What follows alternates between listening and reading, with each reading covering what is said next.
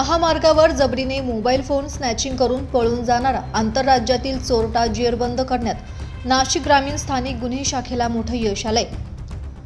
पोलिसांकडून मिळालेल्या माहितीनुसार यश पवार राहणार एकदंत नगर अंबड नाशिक हा त्याच्या पत्नीसह त्याच्याकडील मोटारसायकलवर मालेगाव बाजूकडे जात असताना मुंबई आग्रा महामार्गावर वडाळी भुई गावचे उड्डाणपूल परिसरात मोटारसायकलवर भरधाव वेगाने मागून आलेल्या अज्ञात दोन चोरट्यांनी फिर्यादीच्या पत्नीच्या हातातील पर्स बळजबरीने हिसकावून 23,000 रुपये किमतीचे 2 मोबाईल फोन जबरीने चोरून नेले।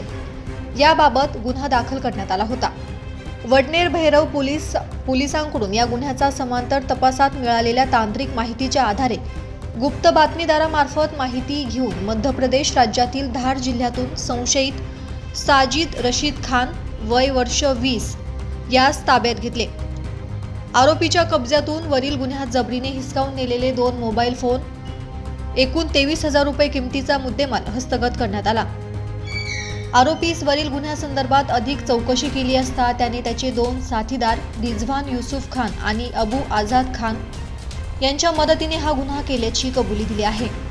यातील फरार आरोपी क्रमांक 2 आणि 3 हे महागड्या मोटारसायकलवर भरधाव वेगाने येऊन वाटसरू तसेच दुचाकी स्वारांचे मोबाईल फोन, पर्स, बॅग इत्यादी किमती वस्तू जबरीने हिसकावून चोरी करत असल्याचे तपासात निदर्शनास आले आहे।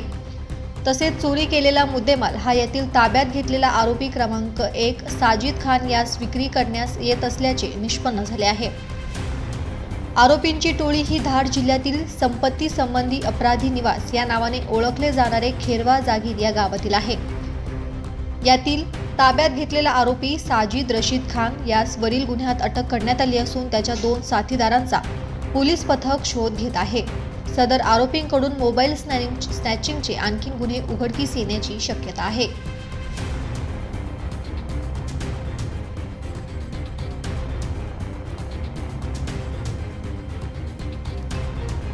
ब्युरो रिपोर्ट, दैनिक भ्रमर, नाशिक।